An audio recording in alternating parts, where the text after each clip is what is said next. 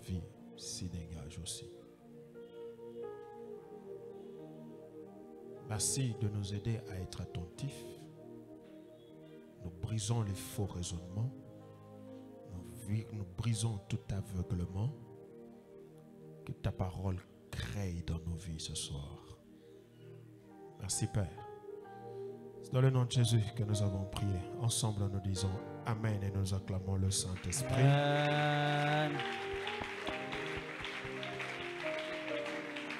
C'est ta manière d'acclamer là qui m'étonne. Est-ce que quelqu'un peut acclamer l'Esprit de Dieu? Assieds-toi, que Dieu te bénisse. Je disais que Dieu te bénisse. Je dis que Dieu te bénisse. Je dis que Dieu te bénisse. Je dis encore que Dieu te bénisse. En cette fin d'année, maudit soit tout celui qui te maudit. Je répète.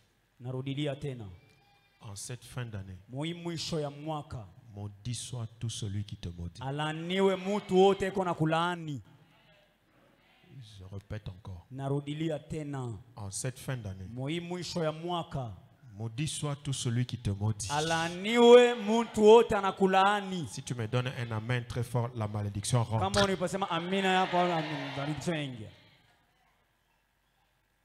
Il y a toujours dans la vie quelqu'un qui est assis, qui te regarde, qui veut que tu tombes, qui veut qu'un malheur t'arrive. Je dis encore, maudit soit tout celui-là en cette fin d'année qui te maudit. Je répète pour quelqu'un, tout celui qui te maudit, qu'il soit noir, rouge, jaune, blanc, que lui-même soit maudit au nom de Jésus. Je dis qu'il soit maudit au nom de Jésus. Alors béni soit tout celui qui te bénira. Quelqu'un dit Amen? Est-ce que tu crois, tu dis Amen? Dans ce marathon, la particularité, c'est la parole. Hein? Alléluia. Amina. Alors, si tu es attentif, tu prends. Si tu n'es pas attentif, tu nous regardes comme ça. Et puis tu prends rien. Et puis tu peux sortir, tu dis, ah, il n'y a rien. Il y a quelque chose. Ici, il y a quelque chose. Je dis il y a quelque chose. Et ce soir tu sors avec quelque chose. Mais maudit soit tout celui qui te maudit.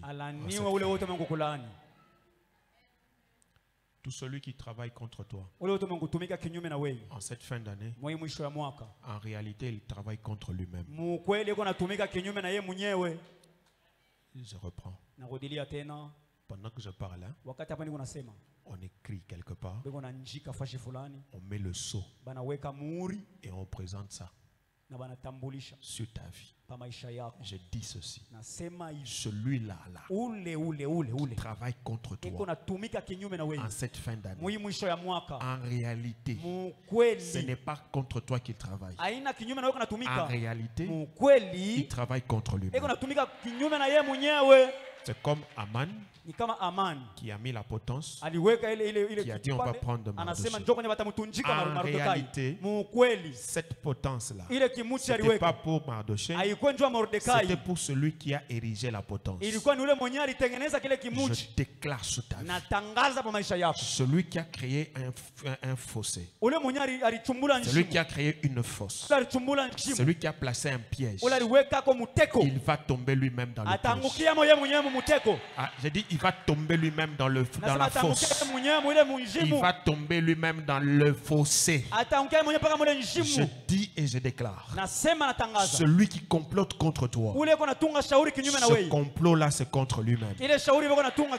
Ah, ton amen n'arrive pas ici. J'ai dit ce complot-là c'est contre lui-même. Ce complot-là ne fonctionnera pas sur toi, mais ce complot-là va fonctionner sur celui qui a fait le complot. Même si c'est tout un réseau, alors tout le réseau tombera dans le complot là au nom de Jésus. À la fin de cette année, celui qui complote contre ta maison, c'est contre sa propre maison qu'il complote. Quelqu'un me donne un premier amen. Quelqu'un me donne un deuxième amen. Quelqu'un me donne un troisième amen. Quelqu'un croit ça et me donne un quatrième amen. Quelqu'un croit ça et me donne un cinquième amen. Amen. À la fin de cette année, tu n'as pas peur. Même si on te dit, même si tu rêves, ce n'est pas un problème. Tout ce que tu vas entendre, tout ce que tu vas rêver contre toi, en réalité, ce n'est pas contre toi. C'est contre eux-mêmes. Ah, si c'était toi, c'est crie amen très fort. C'est contre eux-mêmes. Toutes les flèches qui seront lancées vers toi, ça va venir. Ça va venir. Et puis ça va faire comme ça. Et puis ça va rentrer. Quelqu'un dit amen. Celui qui croit, il dit amen. J'ai besoin de celui qui croit. Celui qui croit, il dit amen. J'ai besoin de celui qui a cru. Celui qui a cru là, il dit amen. J'ai besoin de celui qui a cru. Celui qui a cru, il dit amen. S'il y a quelqu'un qui travaille contre ton mariage, il veut que ça s'arrête. En réalité, il travaille contre son propre mariage. C'est son propre mariage à lui qui va s'arrêter. Si quelqu'un travaille contre ta santé, en réalité, c'est lui qui sera malade. Toi, tu ne seras pas malade au nom de Jésus. À qui a crié, me donne un amen. Et je le crois. Et ils vont confesser. Et ils vont se repentir. Alors celui qui nous parle pendant quelques minutes, c'est le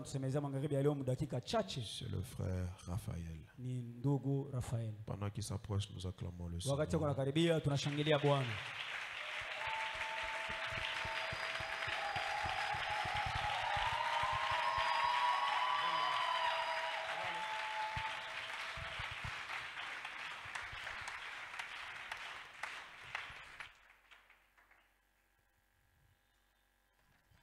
Est-ce qu'on peut...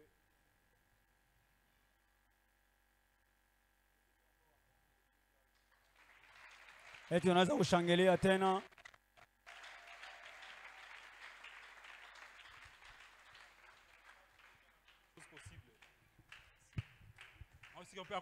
Eti tunaweza kushangilia tena.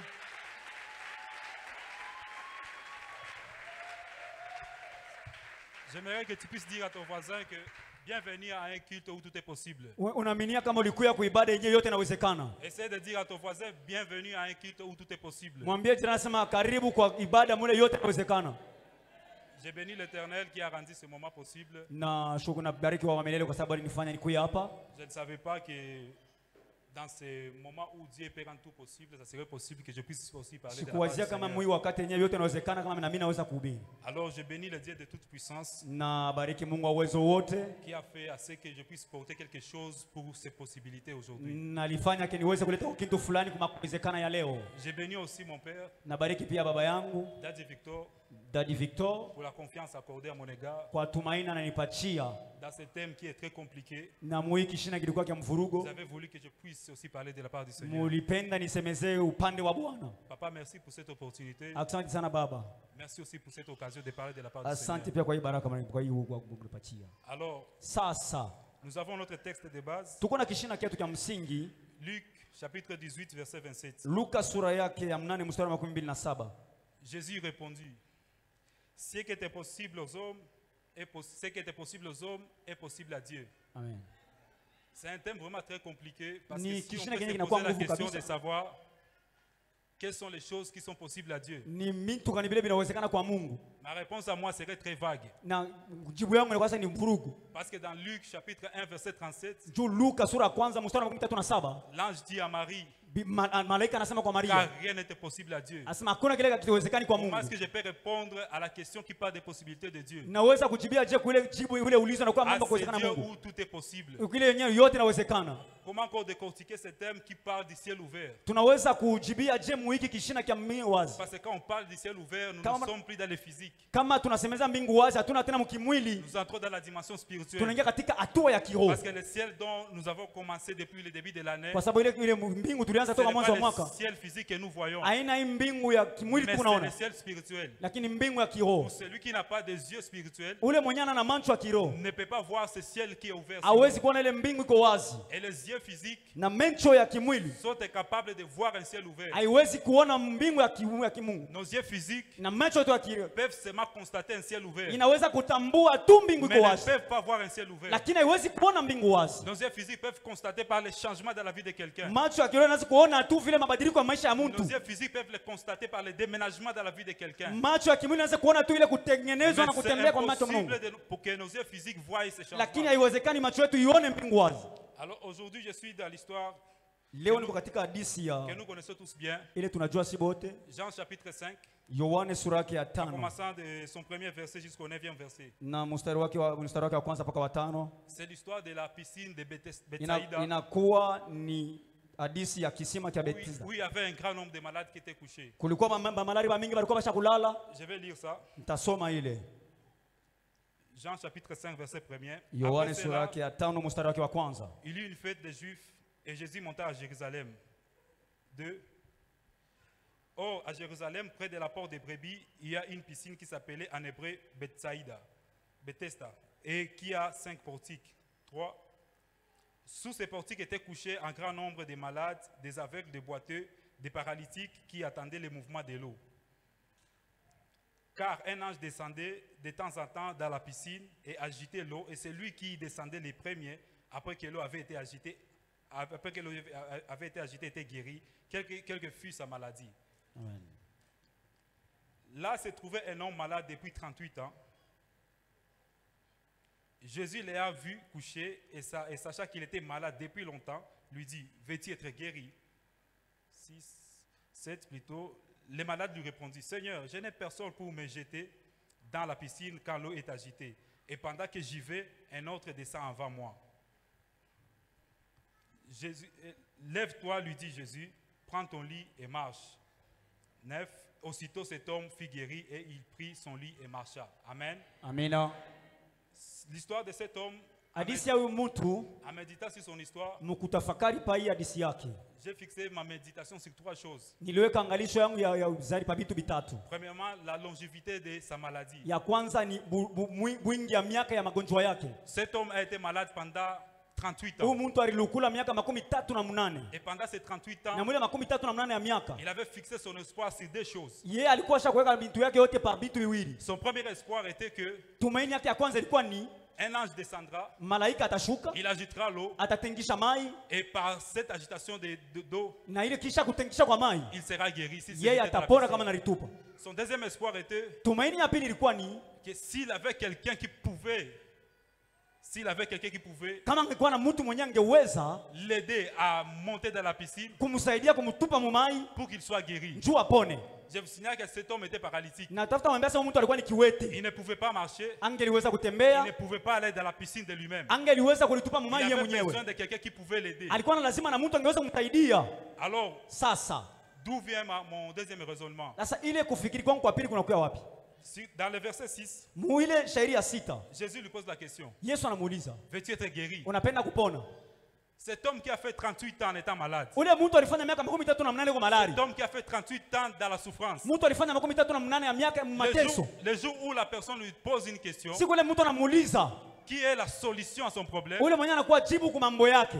le gars ne dit pas oui. Il dit Seigneur, je n'ai personne pour me jeter dans la piscine. Jésus ne lui avait pas demandé la situation. Jésus lui a demandé, veux-tu être guéri?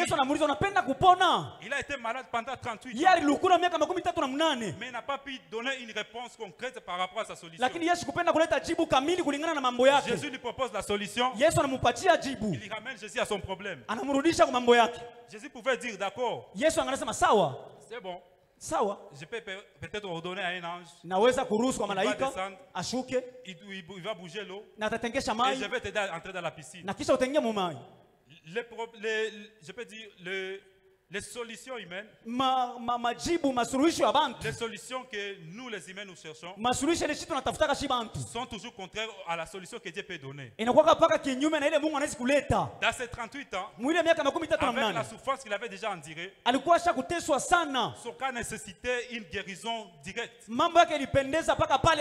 Son cas nécessitait un miracle. Parce que je peux dire qu'il avait de la famille. Mais parce que sa maladie a fait 38 ans, certains membres de la famille l'ont abandonné. À 38 ans, je ne sais pas s'il était marié. Mais cet homme était accroché à la solution que pouvait apporter cette eau. Pendant 38 ans, je ne sais pas si l'ange descendait combien de fois. La Bible n'a pas aussi précisé dans quelle période l'ange descendait. La Bible n'a pas précisé combien de fois l'ange bougeait l'eau dans la journée. La Bible n'a pas aussi précisé à quel moment de sa vie il a été à cette piscine-là. Mais pendant 38 ans, cet homme attendait la guérison. Et le jour où Jésus lui pose la question, veux-tu être guéri? Cet homme se penche encore dans son problème. Alors Jésus, dans sa miséricorde, il lui dit, lève-toi, prends ton lit et marche. Et aussitôt cet homme marcha.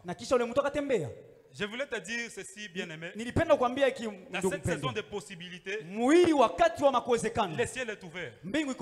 Quand le ciel s'ouvre, ce n'est plus une histoire de physique. Quand le ciel s'ouvre, il y a les esprits qui sont libérés. Je rends gloire à Dieu parce que quand notre ciel s'ouvre, ce ne sont pas les esprits impies qui sont libérés. Mais il y a les anges de Dieu qui sont libérés.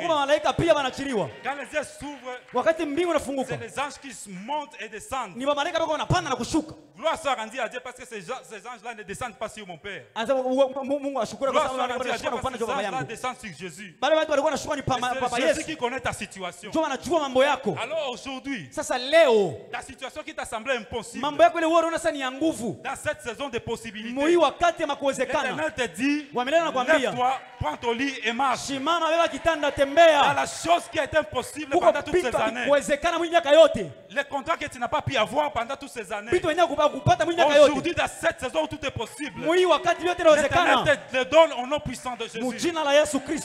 Le travail que tu n'as pas pu avoir, ne dis pas, oh non, je n'ai personne pour me pistonner. À chaque fois que je dépose un CV, il n'y a personne pour m'appuyer. Jésus lui-même te donne ce travail-là. Cette saison où tout est possible, c'est le contrat que tu as trop entendu. Tu as patienté, tu as patienté. Tu as prié. Dans cette saison, l'Éternel te le rend possible. La Bible dit dans Psaume 107, 20. La Bible dit, il envoya sa parole et les guérit. Il les fit échapper de la fosse.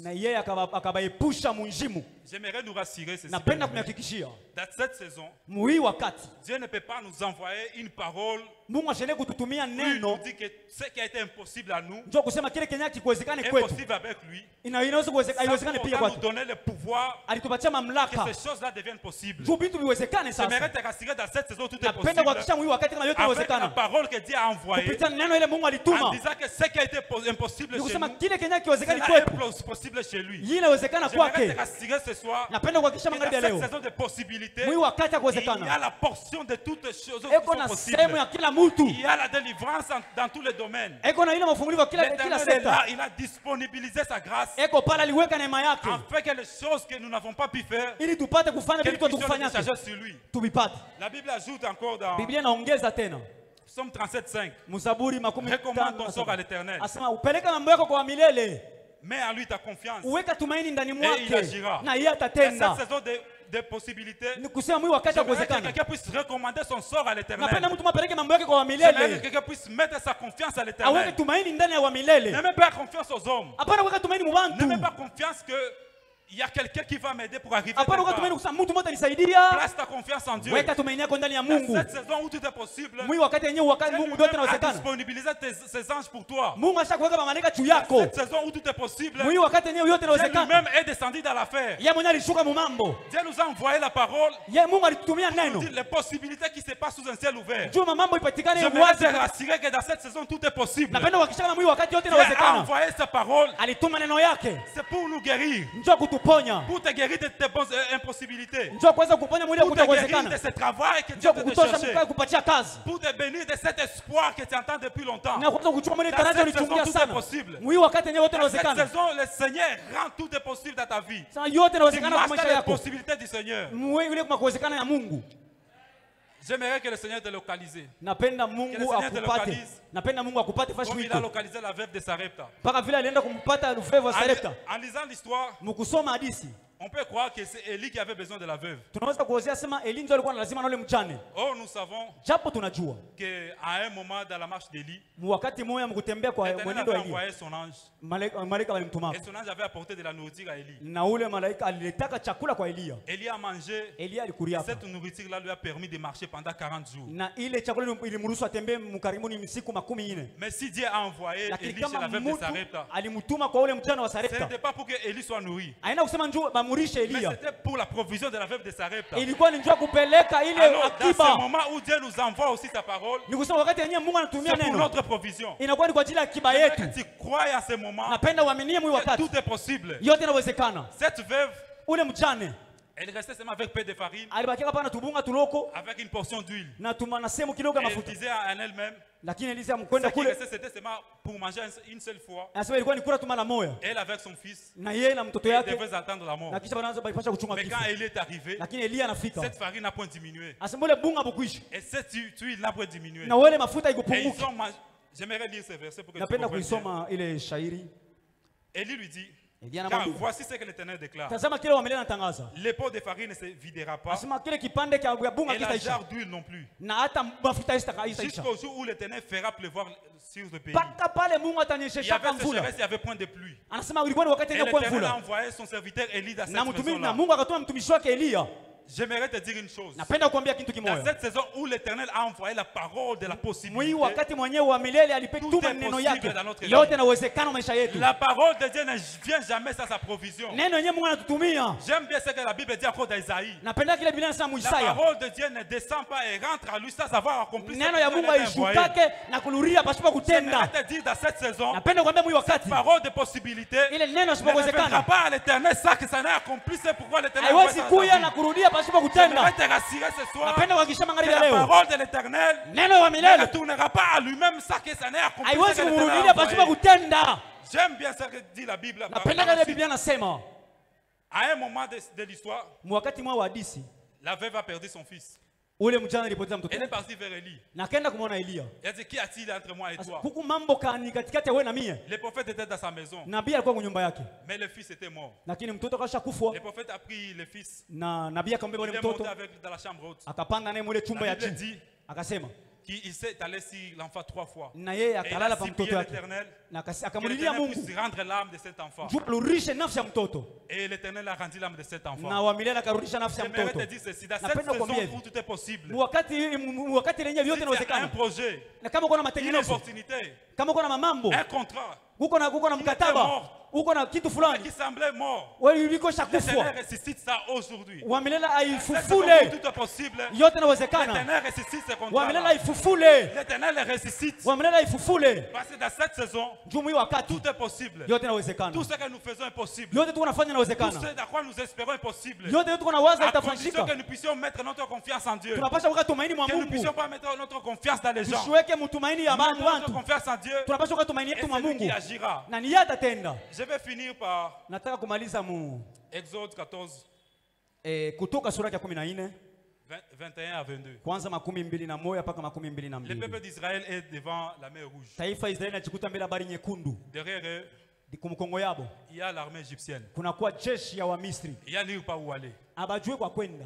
Et dans l'histoire, na muhadisi, le peuple d'Israël n'avait jamais combattu. Taifa Israeli Ils ilikuwa venaient à peine yapambana de sortir de l'Égypte. ni paka pale wanatoka tu Ils Misri, n'étaient pas encore préparés au combat. abakuwa wameshawatayarisha Ils kumvita, n'avaient pas encore une armée. abakuwa hata na jeshi, Mais derrière eux, lakini kumkongo yabo il y avait l'armée égyptienne. kulikuwa jeshi ya Et au Bamisri, devant d'eux, na mbele yabo il y avait la mer rouge. kulikuwa habari nyekundu. Ils se sont retrouvés dans une impossibilité Wanajikuta impossible. katika makutokuwezekana. Pour moi, Kwangu mie je ne sais pas pourquoi Dieu sijui njua nini Mungu a fait à ce que alifanya la colonne de feu qui était devant eux ile colonne de feu iko mbele yabo puisse reculer derrière eux. ikuwe kumkongo yabo, Afin que la colonne de feu soit au milieu des Égyptiens et des juu Israélites. ile nguzo ya moto ipate kwa katikati ya Bamisri na Moi, je crois que Israeli. Dieu l'a fait. Niliwazia Mungu alifanya Parce que quand cette colonne est reculée, wakati ile wingu ile du ilikuwa na côté de kumkongo, l'Égypte, il y avait l'obscurité. ni kusema kungambo ya Bamisri kulikuwa Mais du kulikuwa côté bushuku, d'Israël, il y avait toujours la lumière. lakini kungambo ya Israeli Et kulikuwa c'est dans nuru. cette même nuit-là Paka mule bushuku où mwa Dieu a fait souffler un vent impétueux Mungu akapurisha mpepo qui moja sépara nguvu, les eaux gauche à droite. akatanisha mai Je vais kushoto te na dire, dans kume. cette saison, Mwi wakati mpendwa, l'Éternel va mettre tes ennemis dans l'obscurité. wa milele ataweka badui yako Tes ennemis seront mumisa. dans l'obscurité lorsque l'Éternel sera en train de frayer un chemin pour toi. Wakati Mungu ataanza kufanya njia, Tes ennemis seront dans l'obscurité lorsque l'Éternel badui sera en yako train de frayer watabakia un chemin. katika mchanganyiko. J'aime ce que la Bible dit. Ndio kwa maana Biblia Il a inasema séparé les eaux à gauche. aliachanisha mai séparé les eaux kushoto à droite. na machi ingine La kuume, Bible ajoute na Biblia que inaongeza ces eaux na ile mai ont formé comme une muraille à gauche. ikawa sasa kibumbashi Ont formé comme kuume une muraille à na droite. kibumbashi kushoto, J'ai pris sur l'onction de mon Père. na chini ya upako wa baba Que le yangu Dieu qui te fait un chemin dans tes bale impossibilités watu wanaanza kukufungia njia, puisse faire succomber tes ennemis dans les eaux de gauche amepeleke mkombe badui et dans les mkongo eaux de droite. na wengine kushoto, J'ai pris sur l'onction de mon Père. na chini ya upako wa baba L'Éternel yangu qui te fera un chemin. mwabili atakufungulia njia. Les Égyptiens ont suivi dans ce chemin-là que l'Éternel a fait. Asa bale Bamisri wanaanza kuingia paka barabara Que mwili wa l'Éternel, Dieu Tout-Puissant, qui a fait ce chemin, na ule wa milele alifungulia ile njia, engloutir tes ennemis qui te suivront dans ta percée. akabangusha badui yako wote Engloutir tes watakufuata, ennemis qui te suivront dans ta percée. bale wote wanakufuata. Je crois à la puissance de Dieu. Naamini kwa uwezo ya Mungu, Je crois à la puissance de Dieu. naamini kwa uwezo ya J'aime ce que Mungu. la Bible dit Napenda kile Biblia inasema dans Apocalypse 12, 11. Mufunuo sura 12 mstari wa 11, Ils l'ont vaincu bali à umuina cause du sang de l'agneau. kupitia damu ya mwana kondoo na kupitia de neno ya wa milele. Que les Amen. témoignages de cette saison Ushuhuda mwi puissent wakati mettre tes ennemis à terre au nom puissant de ni Jésus. kusema wa milele ikalishe kimya badui yako Que les témoignages de cette saison mwi wakati puissent mettre tes ennemis à terre au nom puissant de aweke Jésus. badui yako kimya Dans cette saison, tout est possible. mwi wakati yenyewe yote Vive les inawezekana, possibilités de Dieu. uwezekana kwa Dans Mungu cette saison, tout est possible. mwi wakati yenyewe yote inawezekana. N'explique pas ta situation à Dieu. Asema roho ya Mungu anatufanya na mambo Laisse yako, Dieu agir avec sa main puissante. acha Mungu atende na mkono wake wa uwezo. C'est Dieu qui nous a envoyé cette parole. Ni Mungu atutumia hii neno. Nous étions en train de traverser l'année. Tulikuwa tunatambuka mwaka, Nous ne savions pas qu'un thème pareil pourrait arriver. hatukujua kama hiki kishina kiavi kinaweza Et kuya, l'Éternel qui a amené ce thème, lakini wa milele alileta hiki kishina, celui qui finira toutes choses à notre na vie. yeye ndio atamaliza mambo yetu yote. Que Dieu bénisse sa parole. Mungu abariki neno yake.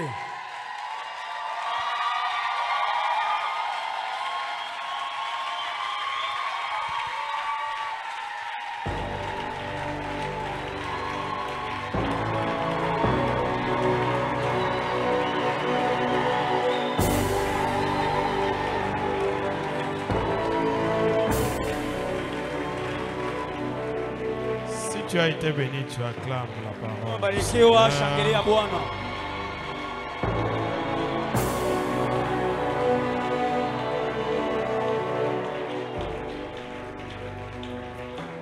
Alors, tiens-toi debout. Si tu es resté assis, Sasa kama nos ushabikala, yeux sont fermés. macho yetu yenye kufunga.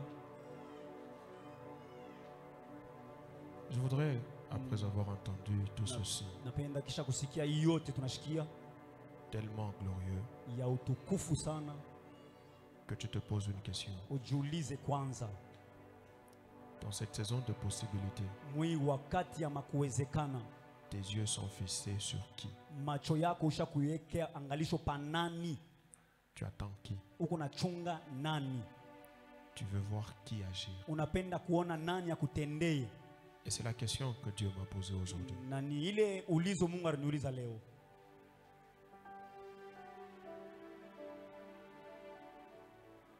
Qui est-ce que tu attends Uko nachunga nani? dans ce dossier-là Mwile impossible? mambo yako yasipokuwezekana, Tu te dis, uko nasema je prie, c'est vrai, ni kweli ni kunaomba, mais j'ai parlé quand même à cet homme. lakini mimi nilisumburaka na ule muntu. J'attends que cet homme réagisse. Unachunga ule muntu atende. Quand tu es en train de prier, c'est comme si tu vas présenter cet homme devant Dieu. Kama uko sio kuenda kwa ule muntu unamtambulisha kwa Mungu. Ça veut dire que toi-même, tu as déjà tracé une voie. Nikusema wewe mwenyewe ukosha kutayarisha njia yako. C'est ça qui m'a enseigné aujourd'hui. Si toi-même tu as déjà tracé une voie, Dieu ne vient pas. Il ne vient pas. Mais si tu n'as pas tracé de voie et que tu as les regards que sur Dieu, alors l'impossible devient possible. On l'a si bien dit, c'est comme ça que cet homme, on lui pose la question, veux-tu être guéri? Je n'ai personne. Parce qu'il a mis son regard sur les gens.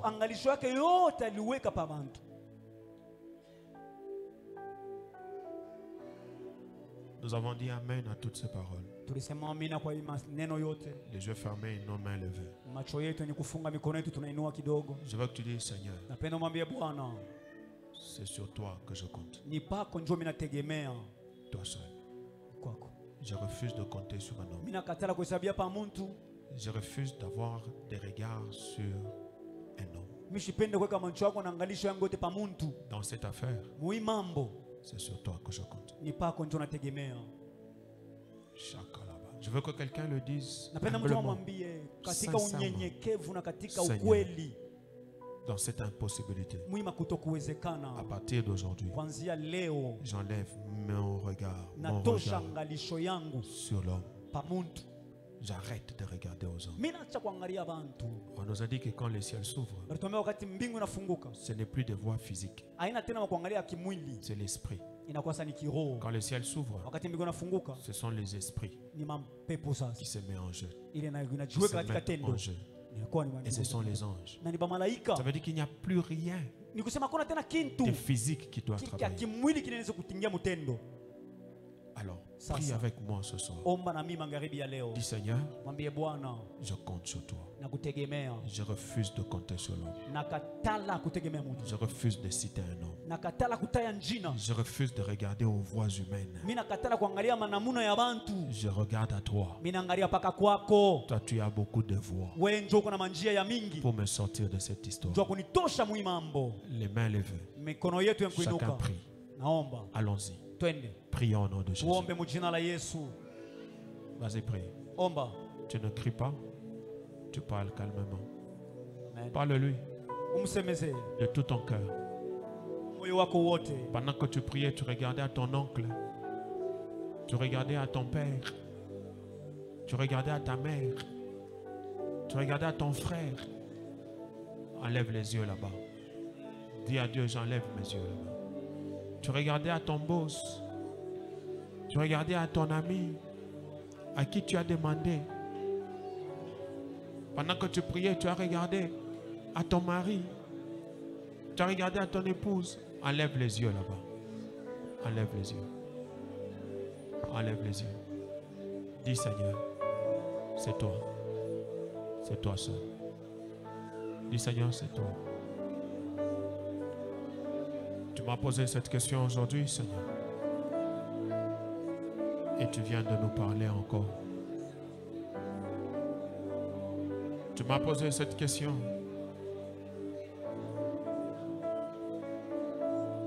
Dans cette situation, tu regardes qui? Dans cette situation, pourquoi tu présentes tel? Dans cette situation, pourquoi tu regardes tel?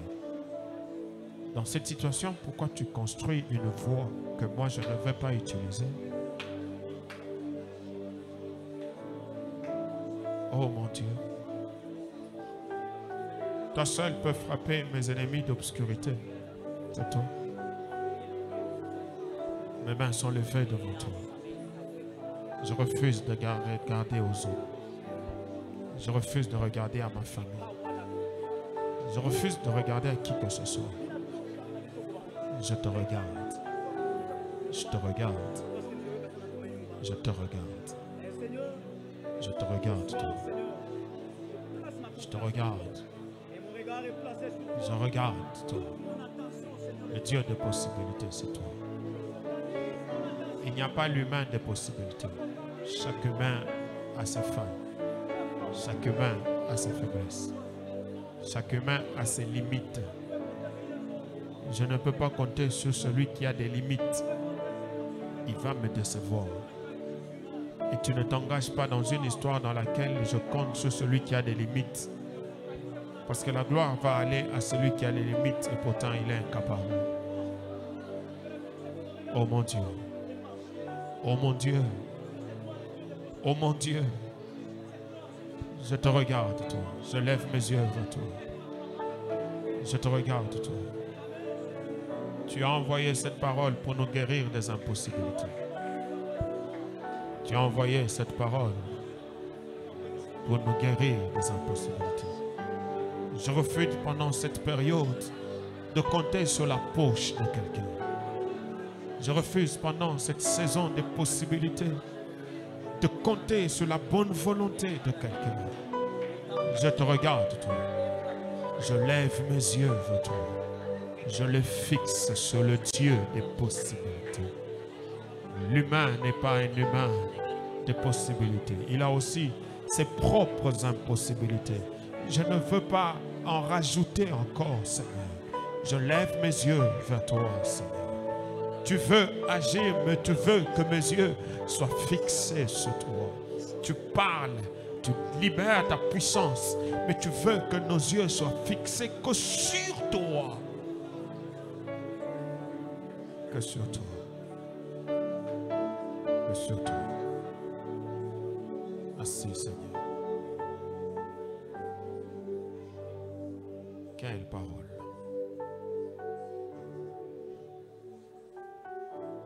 Tu as dit à Marie, rien n'est impossible à Dieu. Yes. Il n'y avait pas une autre voie, Seigneur. Si ce n'est que ta voix. Pour que Marie vive ce que tu lui as dit. Ce soir, nous disons, Seigneur, il n'y a que ta voix pour que chacun de nous vive ce que tu as dit. Nous te regardons, toi. Nous doutons des hommes, mais nous mettons notre confiance en toi. Recommande ton sort à l'Éternel. Place en lui ta confiance et il agira. Amen. Seigneur, nous plaçons notre confiance en toi. Pendant cette saison de possibilités, au courant de cette fin d'année des possibilités, nous refusons d'avoir nos yeux sur les humains. Ils sont limités comme nous. Ils ont aussi des problèmes comme nous. Nous te regardons à toi. Nous regardons à tes voies. Seigneur, nous refusons de compter sur les voies humaines. Nous regardons à toi. Fais ce que tu as décidé de faire. Accomplis ce que tu as décidé d'accomplir. Mais ce soir, que nos ennemis soient dans l'obscurité. Amen. Seigneur, que nos ennemis soient dans l'obscurité. Comme tu l'as dit, que nos ennemis soient dans l'obscurité. Amen. Et que nous puissions rester dans la lumière. Et je proclame la fin de cette année, une fin dans la lumière. Amen. Et une fin pour nos ennemis dans l'obscurité. Merci pour ta parole qui nous rend forts et qui nous permet de continuer à marcher. C'est dans le nom de Jésus que nous avons prié ensemble. Nous disons Amen. Amen. Quelqu'un croit à sa prière et dit Amen. Amen. Assieds-toi, que Dieu te bénisse. Dans nos 3 minutes, nous avons fini. Que Dieu bénisse le frère Raphaël. Merci beaucoup pour toutes ces paroles. Si tu crois, tu verras la gloire de Dieu. Quelqu'un dit Amen? Alors, tu continues à dormir par terre?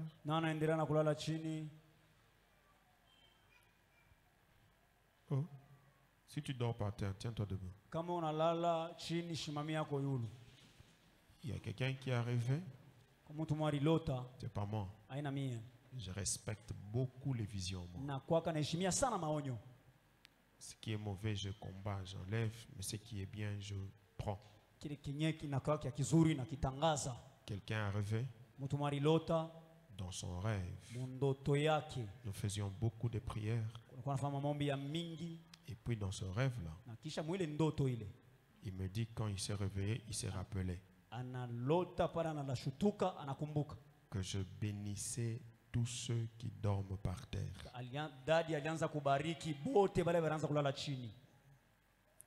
Si tu es debout, tu lèves tes mains. Père, dans le nom de Jésus, puisque ceux-ci qui sont debout suivent l'instruction, ils dorment par terre. Tu as prévu pour eux une bénédiction ce soir. Amen. Je me tiens du haut de cette chair. Je les bénis au nom de Jésus. Amen.